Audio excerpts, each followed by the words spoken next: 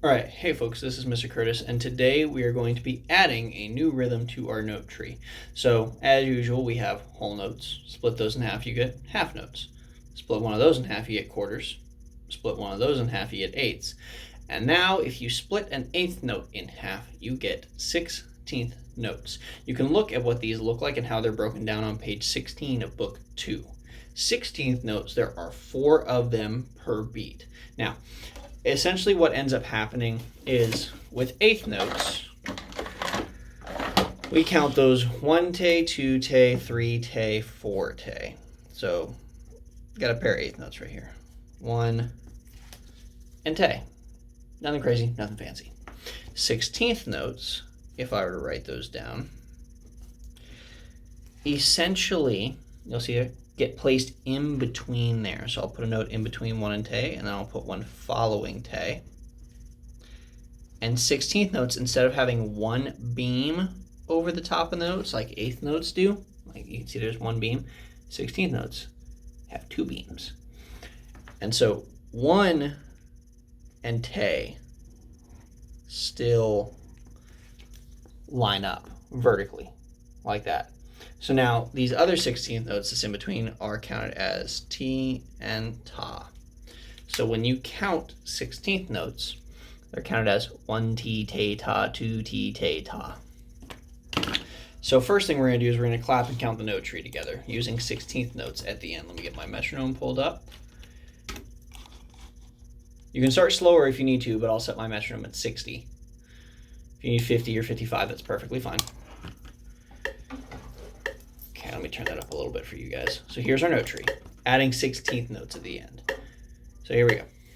Here's the beginning. Whole note. Ready and go now. 1 te, 2 te, 3 te, 4 te. 1 te, 2 te, 3 te, 4 te.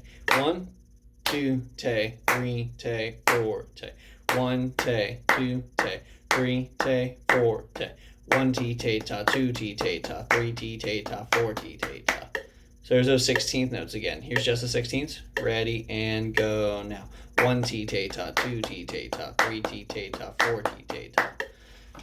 And that's how 16th notes are counted. So when you're performing the note tree here, reminder, it starts with an up bow, as always, but we've gone through the whole note, half note, quarter. When you get to the 16th notes, you make sure, one, first and foremost, you're at the balance point of the bow, not the middle, not way at the frog, not way at the tip, at the balance point about 1/3 of the way up.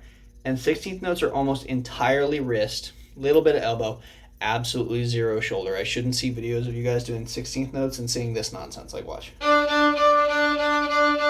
can see how my bow's going all haywire across the strings. My shoulder's really activated. Should be all wrist. Here's our metronome. Here's what this will sound like. Just the 16th notes.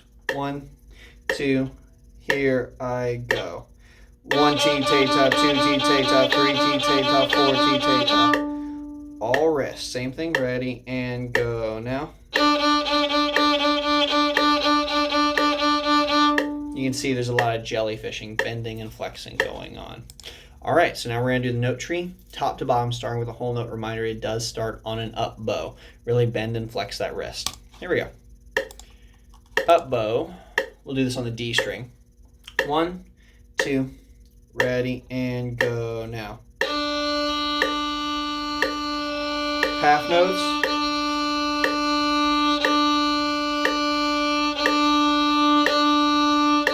Eighth notes.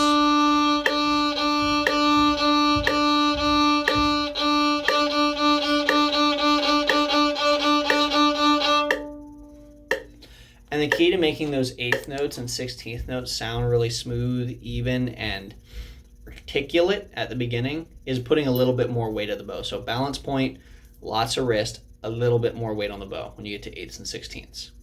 Good luck. Remember, it starts on an up bow.